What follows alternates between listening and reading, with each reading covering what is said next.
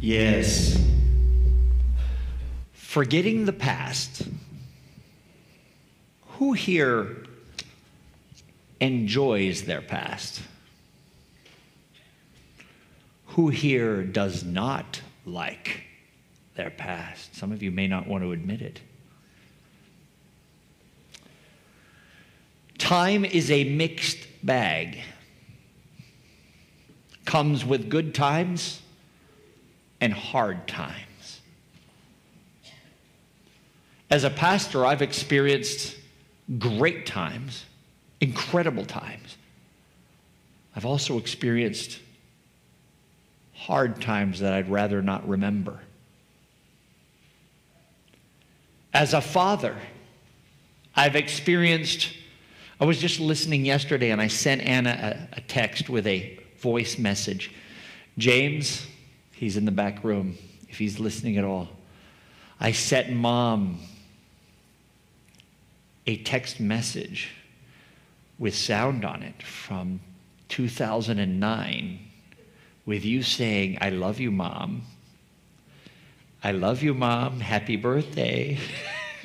It's John and James. John at the age of 9. It's like 2007 when we first got to Temple City Church. And he was about 9 and James was about 2. And I get that feeling. I heard that. I was looking for files. I lost a whole bunch of files. Some hard drive went down. So, you get your heart in your throat because I have all this evangelism stuff I'm looking for. And I come across a media file, a whole bunch of media files that has John practicing away singing when he was about 9, 10. James doing all kinds of singing, great singing stuff at about 2. He doesn't want to hear that right now. He says, Dad, please, don't do that to me.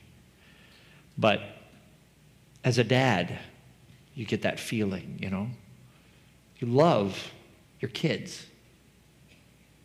But also, I'm reminded this last week, James with his surgery, John, we nearly lost him when he was 4 years old, 3.5, 4, and with his kidney. Both of them have cystinuria, and it's like a re-experience. Sometimes you go through that, and it's fearful. Like I said, I think 2 weeks ago, or maybe 3 weeks ago, when you've looked death in the eyes, you get less scared of stuff. At church, people try to make you scared. Oh, Pastor, if you don't do that. And you kind of listen, you smile, and wonderful. It's okay. We're all going to work out together. We're going to be okay. But if you haven't experienced stuff, you get nervous. You get worried because, but at a certain point, you kind of, when you have experienced something, or maybe had a traumatic experience, went through major accident, or maybe family, or maybe I'm reminded. James Dock, one of my friends, one of pastor friends, Chanla, was in the killing fields as a kid, in Cambodia, where Pol Pot was just slaughtering everyone that had any education.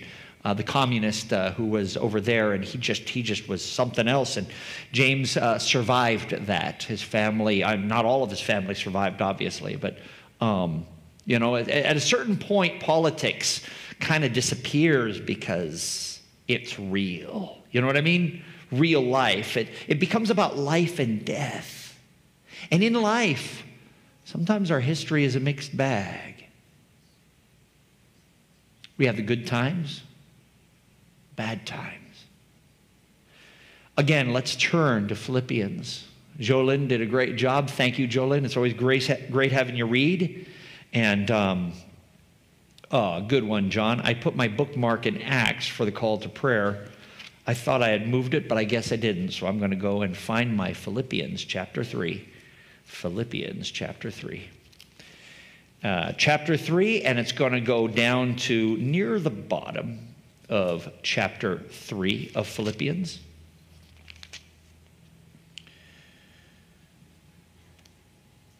And I'm going to, actually, let me start a little higher.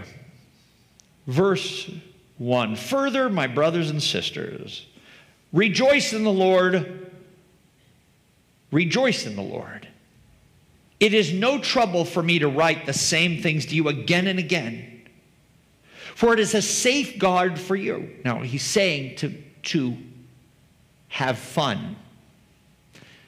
Not the bad kind of fun. You can rejoice in things that are negative, but rejoice in the what? Rejoice in the what? The Lord. Okay, so rejoicing in something that means something. We can always have fun with things that don't mean anything, but they're not real fun. They are short-term drugs in our lives. But then, once the hit is gone, you need to go back to it, right? You know, that's how sex, drugs, all that stuff, all the power, control of others, you know?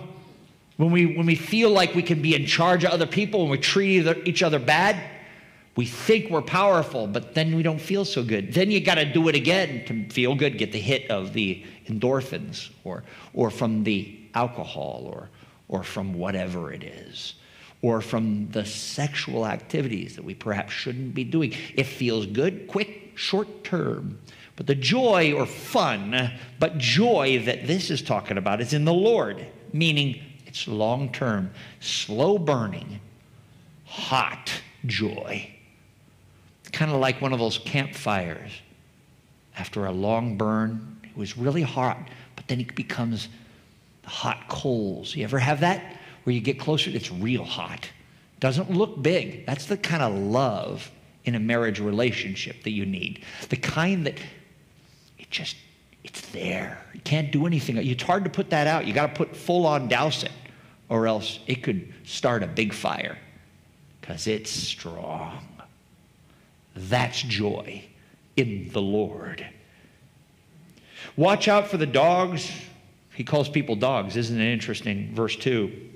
Those evildoers, those mutilators of the flesh, meaning the guys who wanted to make you do circumcision.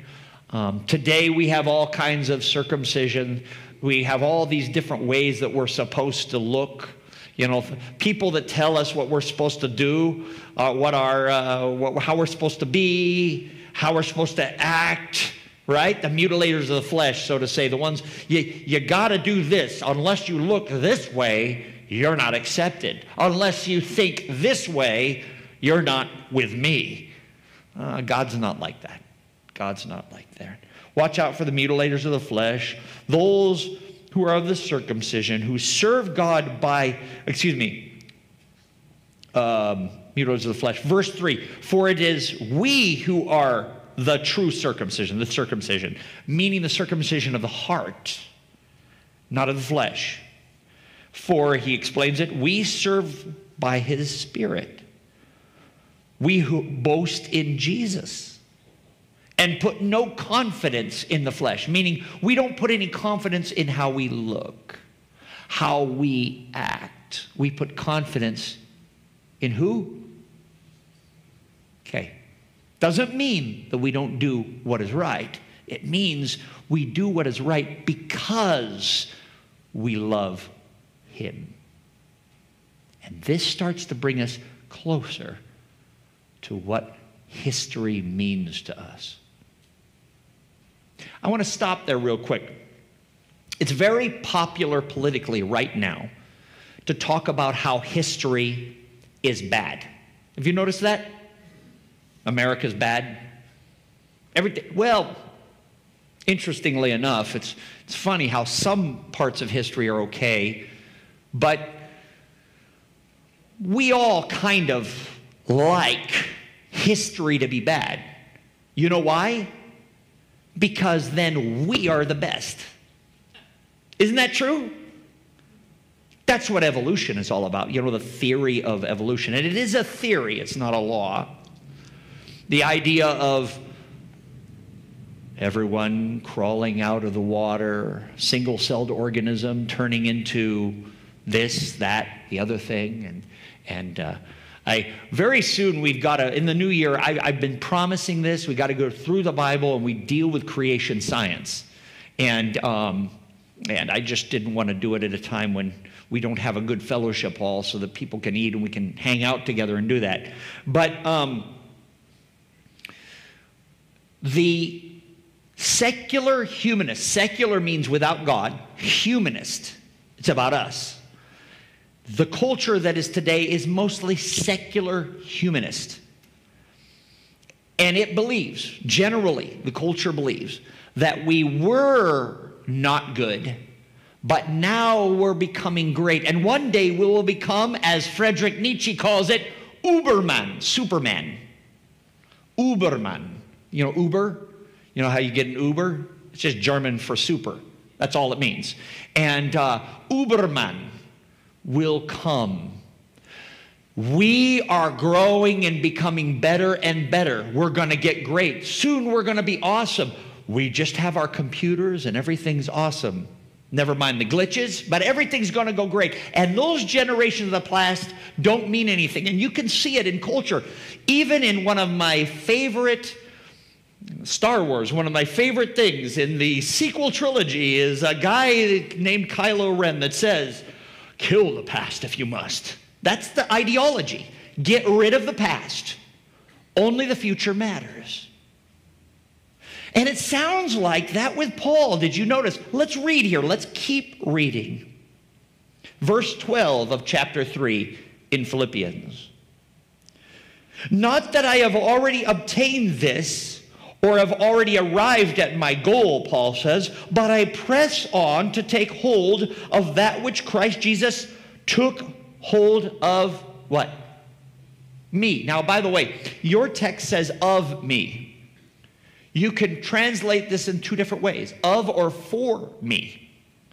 I generally like the for because actually I can't obtain salvation unless he's the one that grabbed it for me, right? He grabs it and gives it to me as a gift, right? Are we awake?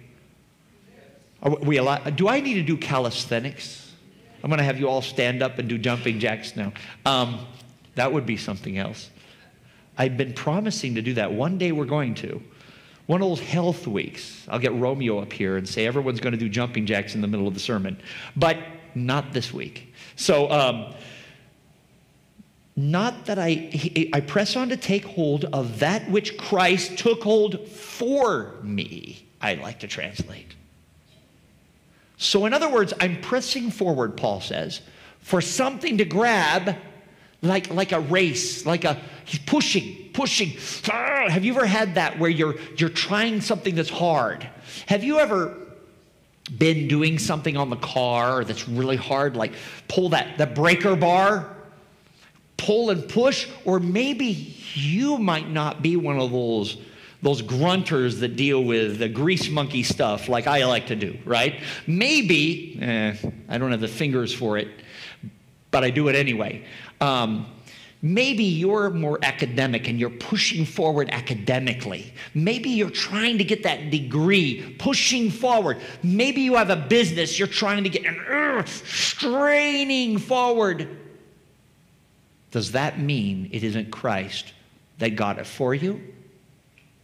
No. Christ does get it for you as well. He wants us to work with him. Without doing something ourselves and straining to move forward, without sweat, we never treasure. Marriage. One day, Anna and I had a talk. It was funny. We were reading Men Are From Mars, Women Are From Venus. In the 90s, that was really popular. John Gray had this great mullet, hair long in the back, short in the front. You know, the old days of the 80s, 90s, right? And Anna and I are reading, and it's like he's going through the differences between males and females. And Anna says, oh, my goodness, God created us, but it's like, why are we so different? Trying to figure out, well, as we were talking about it, it seems like maybe the reason why God made us so different is so that we actually have to work. Right? Relationships are not easy. They're not meant to be. Actually, the things that are thrown in the way of a relationship are when we step over those things and work out the situations with our friends, relatives.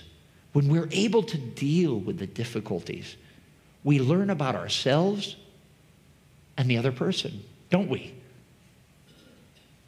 Sometimes we want everything to be easy. We like to order on Uber a ride. We like to have the guy show up on the front doorstep with our food. We don't have to do anything about it. Sometimes I even have guys showing up on the front doorstep that I never ordered. And I just let it sit there. Because I'm like, I hope someone figures out, because it doesn't have an address on it, but there it is. I didn't order it. I didn't do it. But we like the easy world. But easy is not all it cracked up to be. So Paul is pushing, straining, right? Straining to attain something that he's called for. And all of you strain. Every one of us. Relationships. Work. School. Life. Even when you get older, you start to lose your abilities that you had when you were sharper and younger. Sometimes now you have the walker. You know, my dad is dealing with that. He's pastoring still with a walker. How do you like that, man?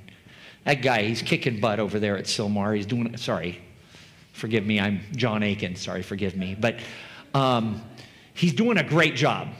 Man, I hope I am somewhere close to him when I get to that age. I hope I am somewhere close to him. My father-in-law over on the other side, Bernardo, in the 80s, man, we were taking care of him, and he's got the walker, but he's working it out. You know, his neck muscles are having a hard time. Daddy, put it, okay, I'm going to put it up. Put my neck up. Okay, I'm going to put my neck up. Put my neck up. My friends, we all strain in our lives if we care, don't we? But here is the thing. Let's read this last part. You notice I spoke of history and how today's culture is secular humanist and how we want to ignore history because those stupid people back then, sorry for using the word, estúpido, I can say it in Spanish. The people back then are bad. We good, they bad. We good, they bad. They dumb, we smart. That's how today's culture is. Yeah, I saw one of those memes where it's like it had these the cavemen going along, and it goes up, up, and up, up, up, and then it has the guy on the phone looking just like the cavemen. We're so much better today, aren't we? But the thing is, here is what Paul says, and let's find out. Brothers and sisters, verse 13, I do not consider myself yet to have taken hold of it, but one thing I do, forgetting what is in the past,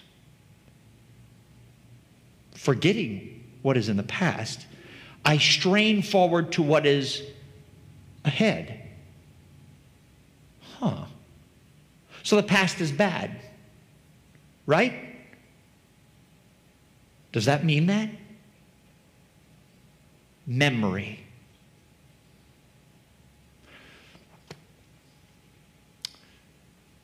There are many who have had strokes before. You may know someone who's had a stroke. You may have gone through a stroke yourself. Have you noticed your body, if you went through it, or that person went through it, they need to relearn areas of their brain. Sometimes they'll lose their right side, have to learn how to eat again. It's like to grab and drink and it spills. Maybe on the mouth, you're trying to use a straw because you can't drink like this because your body has lost its memory of how it always worked. But then there's other side is amnesia. You've heard of amnesia, obviously. where you don't lose your bodily function memory. You remember how to throw a football, you just don't know how you had a football, right? So that part of the brain, it's the higher function, not the lower, but the higher function. The more chosen things, the memory, long-term memory gets lost. And it changes your personality. My grandfather on my dad's side, James Aitken, he had a surgery. And after that surgery, it's like he changed. Something must have happened that the doctors didn't know about or whatever. But it's like his personality changed and he couldn't remember certain things. I was like, my dad and I were like, maybe he had a little mini stroke that no one saw, something. We all can lose our past. Do you think that's what Paul is talking about? Because, culturally, if we lose our past, we're just like that. You know that? When we get rid of our functions we learned as a child how to run, then you can't run and you have to relearn it. That's why forgetting the past, trying to throw away and destroy the past is never good. Because the only way you got here is because of the past. You needed your mother, your father, whatever it was, your significant others that brought you here. You needed that. And you know what? Your past may be bad. You may have experienced abuse. And many who experience abuse do wish to get rid of all of their past. Can I flush it down the toilet? And I completely understand that. Even those of us who have not been abused. Sometimes we wish to get rid of our past. We don't like how our parents were. Maybe they taught us things that we don't like and don't believe in. Sometimes we get angry at ourselves for being who we are. Be honest with me. We all do that. I want to tell you, as a high schooler, I did hate myself. I did hate myself. It sometimes comes out. At times I get so upset and I say stuff about myself because I hate how I drop stuff, just some simple tasks I forget. And I'm like, John, really? Someone says, who are you talking to? I'm talking to me. I don't like me. But here's the thing. He likes me. He likes you. What hit me one day is Richard Fredericks, who is a teacher at Columbia Union College, now called Washington University. I went to 3 different colleges in my life as I was trying to figure out who I was going to be, what I was going to be. And I actually found out what I was going to be while I wasn't at school. Yeah. Anyway. But Richard Fredericks said something amazing. He said, because of the life and death of Jesus, his story, H-I-S-T-O-R-Y,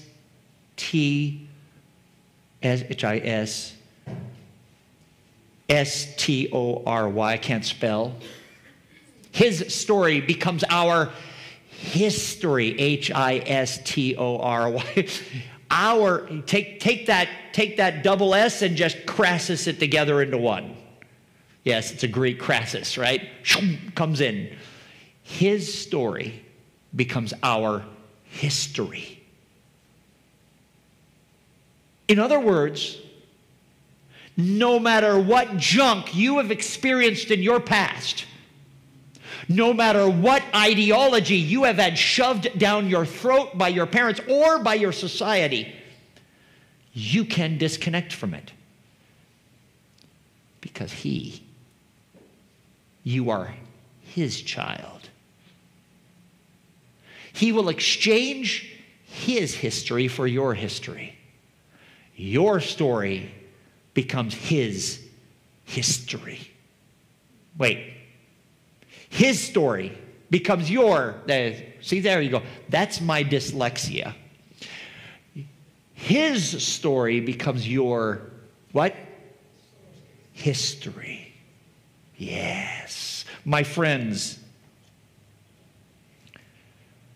when the word forget the past is mentioned here, Paul is not, I guarantee you, Paul is not talking about amnesia of the past. Because we can never learn unless we remember. Does that make sense? You can never forget unless you remember. It reminds me, I know that sounds weird, but there was a Spanish writer that once said, "He who forgets history is condemned to repeat it." Ellen White did it a little different.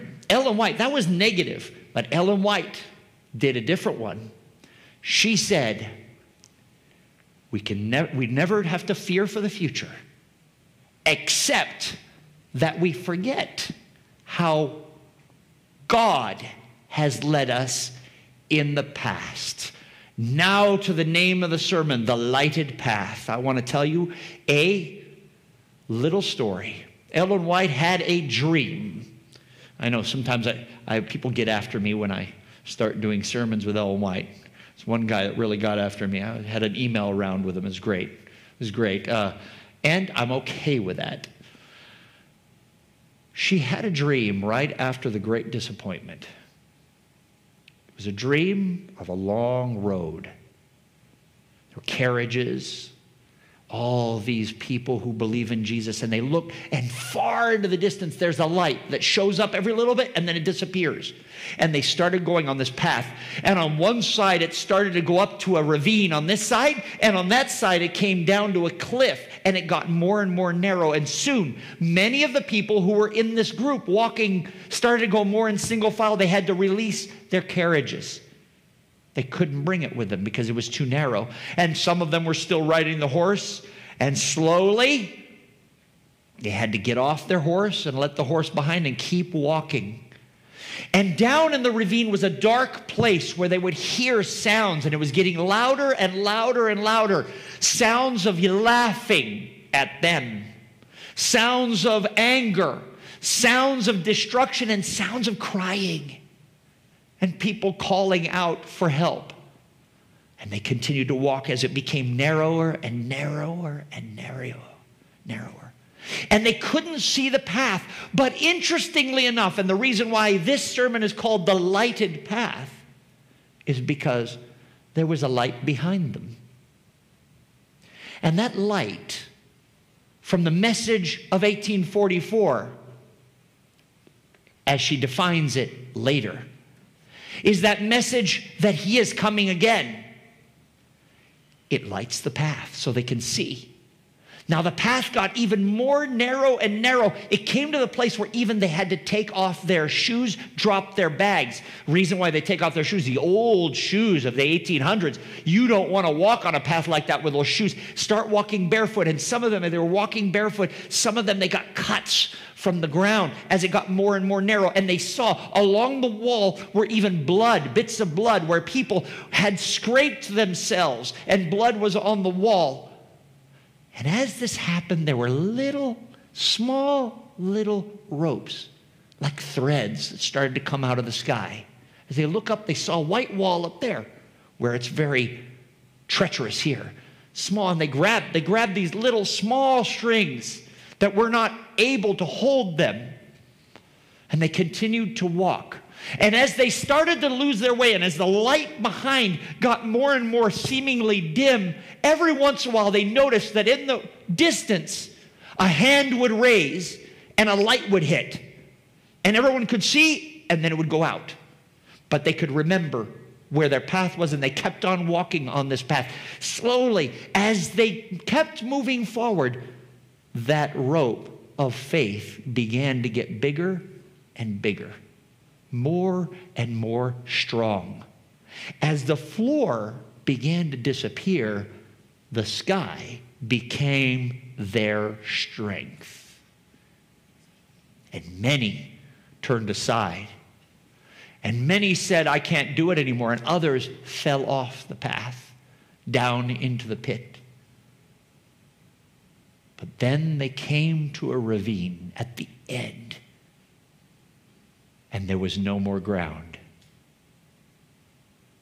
But in this dream, Ellen saw grass about 6 inches high in a field across the ravine. But they had to swing on a rope. They had to swing on this rope, this little rope that had gotten steadily larger and larger as they walked, trailing each one of them, kind of like a curtain, curtain rope, except it gets bigger and bigger along the path.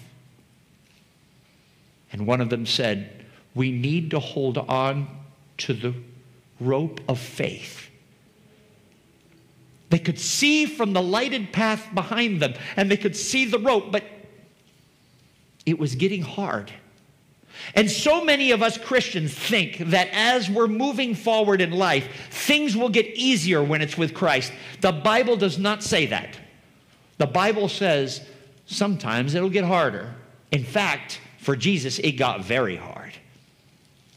But he also promises us that if we strain forward and we forget the past, meaning we let go of our past. Are you with me? If you've been abused, if you've had bad things in your past, if you've been addicted, if you've had all these things, I want you to know there are ways to get out of it. There is a door. That door is open. New life is possible, my friends. Because that past does not control your future. Only you can choose. You must hang on to that rope that gets larger and larger as you continue to believe. And sometimes people will tell you that that rope you're hanging on to isn't a rope. It's a joke. Sometimes they don't even see the rope. They laugh sometimes. We don't have to be angry. It's only normal. That's how it is. People who are ideological don't see what's right in front of them. But those who believe see it as if it's day. When you forget the past, meaning if you don't allow your past to control your future, the prize is yours. To finish that story, they swung across the chasm and landed in the grass, rolling. The rope of faith.